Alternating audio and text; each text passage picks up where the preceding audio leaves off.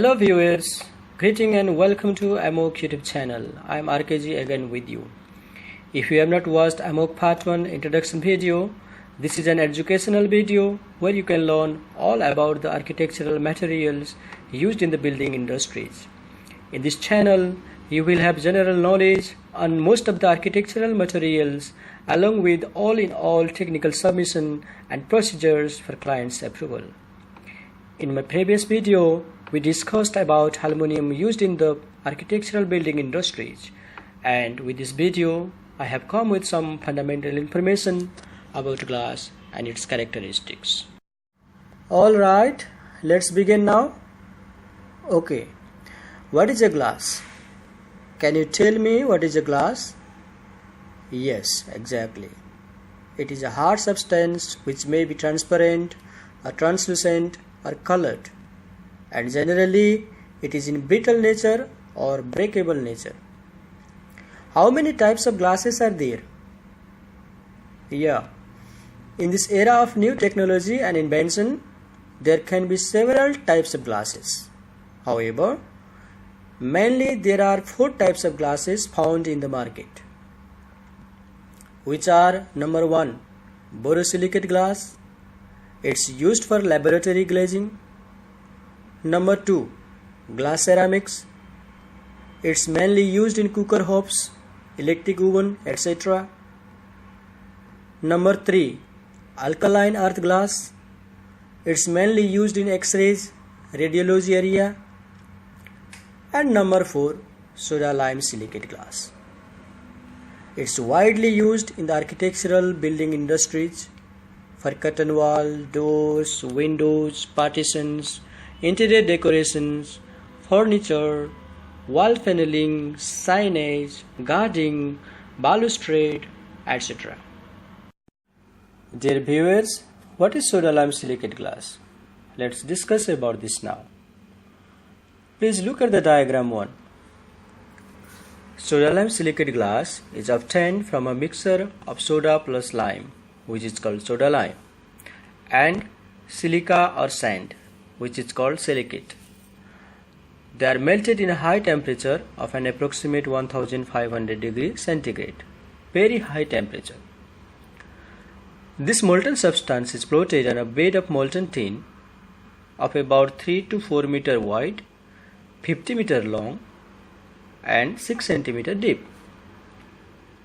This molten substance flows onto a thin surface, forming a floating ribbon with perfectly smooth surfaces on both sides and even thicknesses.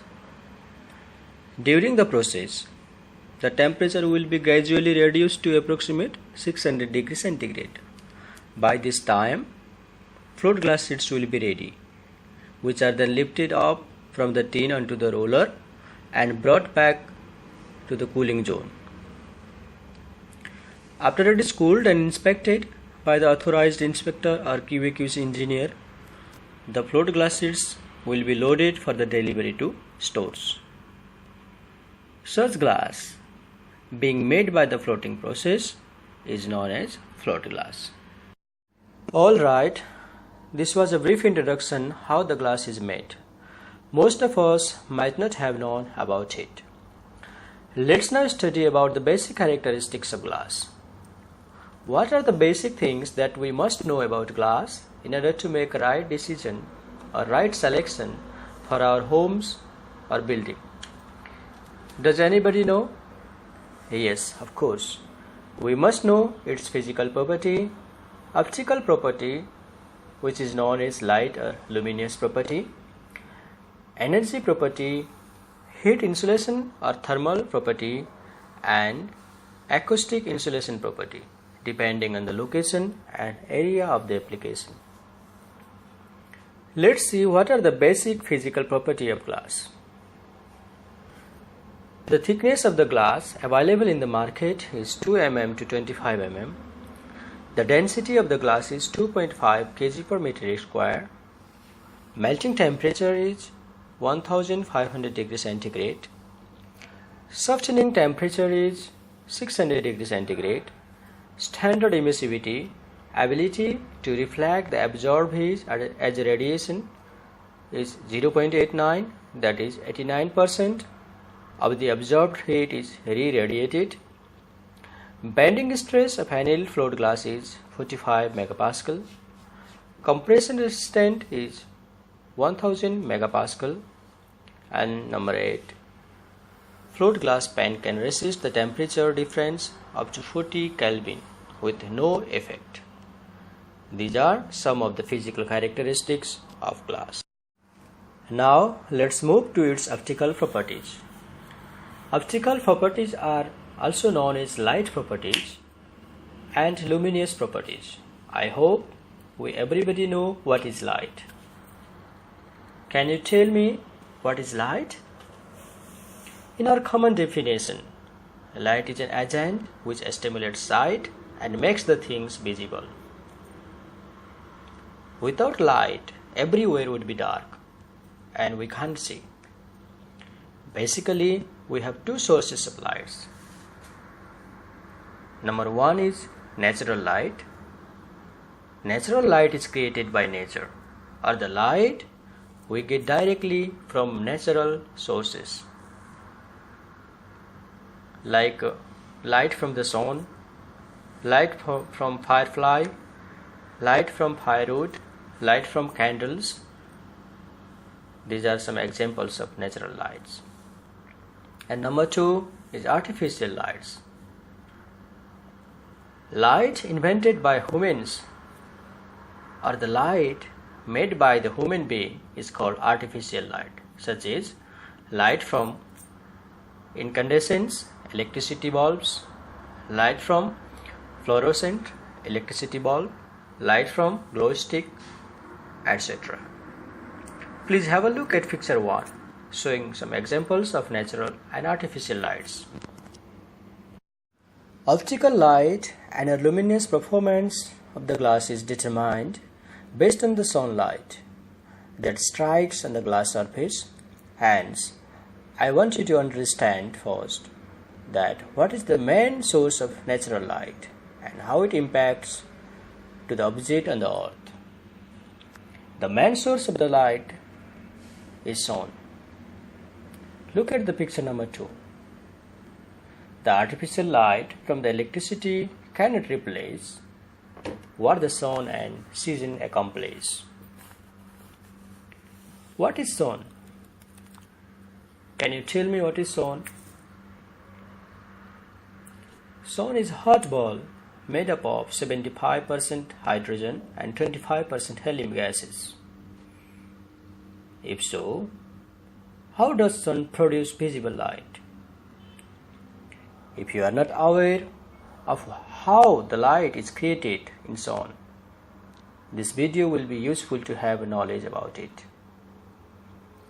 Sun produces light during the nuclear fusion process in its core. Please have a look at diagram 2. What is nuclear fusion? 4 hydrogen nuclei get squeezed together so tightly and combine to form one helium atom. This process is called nuclear fusion. In the nuclear fusion process, some of the mass of the hydrogen atom is converted into energy in the form of visible light. This light travels across the space in electromagnetic wavelengths, and some portion of it reaches to the earth, which we call visible light. When visible light hits on the glass or an object, some of its portion passes through, some of the portion will be absorbed by the surface, and some will be reflected back by the surface. Please note that during the nuclear fusion process, the sun emits not only the visible light, but a large amount of band in colors, which are tiny particles of atoms, ions, molecules, and gas. This band is called solar spectrum, having different solar energy. Now let's discuss about the solar energy. What is solar energy? The solar spectrum is radiated to all directions across the vacuum of the space in a different electromagnetic wavelengths, and each wavelength carries different energy, which is called solar energy. Types of solar energy in different wavelengths as determined in EN410 are shown in this diagram 3 and 4. UV rays. This energy has a wavelength of between 280 to 380 nanometer. UV energy is the most dangerous energy. This is the one which gives sunburn. It is said that 60 to 90% melanoma of skin is caused by UV rays. Also, it causes cataracts, layer over the eyes, and impacts circulation of vitamin D in the body, which causes colon cancer and rectum cancer. UV transmission in glass will be discussed under energy property of the glass in separate chapter. The second energy radiated by the sun is visible light. This is the energy we are discussing in this video. It flows in a wavelength of between 380 to 780 nanometer, and it's visible with the human eye, or in a simple word, it's daylight. We'll discuss about this a while later. The third energy is infrared shortwave radiation, IR. This IR energy flows in a wavelength of between 780 to 2500 nanometer. Then what happens in the wavelength of between 2500 to 5000 nanometer? Does the sun radiates an energy in this wavelength? The answer is no, because the sun emits shortwave radiation. Why shortwave radiation? Why not long wave electromagnetic radiation?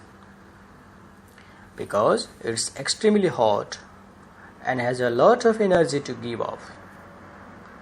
So what happens in the wavelength of between 2500 to 5000 nanometer? In this wavelength, the earth emits the heat. The earth emits the heat in the form of long wave infrared radiation of between 2500 to 5000. Why earth emits in the long wave radiation? Because the earth is cooler than the sun and has less energy available to give off. That is why heat radiated by the object in earth has a long wavelength of 2500 nanometer to 5000 nanometer, as shown in diagram 4. Once the solar energy is absorbed in earth atmosphere clouds, the ground will be heated up and re-emits the energy in long wave radiation in the form of infrared rays. But the glass is virtually opaque to this high wavelength, hence radiates the heat inside the building. As a result, the temperature inside the building starts increasing. Please note that 1 nanometer is equal to 10 to the power minus 9 meter. This information is only for developing your concept so that you will be familiar with solar spectrum. Now let's continue with the second point of glass property. What is the second point of glass property we mentioned before? Yes, it is optical light or luminous property. What is optical light or luminous property of the glass? Light, optical property of glass or glazing are determined as per international standards such as EN, European norms, ISO, International Standards Organization, NFRC, National Fenestration Rating Council, and JIS, Japanese Industrial Standard. Basically, we focus on 4 types of light properties as shown in diagram 5. which are visible light transmission, visible light reflection, visible light absorption, and color rendering index. What are the type of optical lights or luminous property of glass? Optical light and luminous property of glass are generally expressed in a percentage. We express them by different symbols, names, in different standard as per table 1.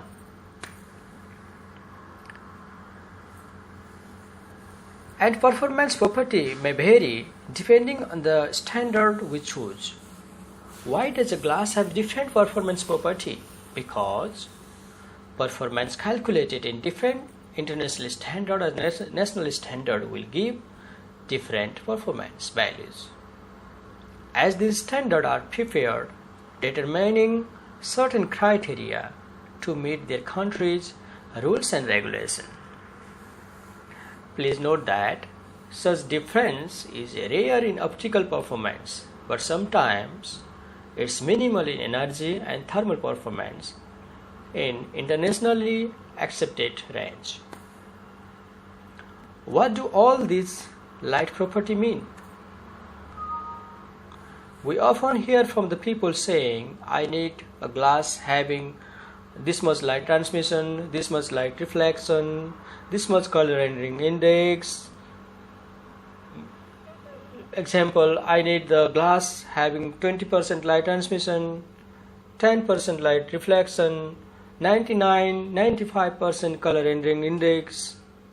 We often hear from the people. But what are they actually? Let's know them point by point as shown in diagram 6. Point number 1 of the optical performance of the glass is visible light transmission. What is visible light transmission?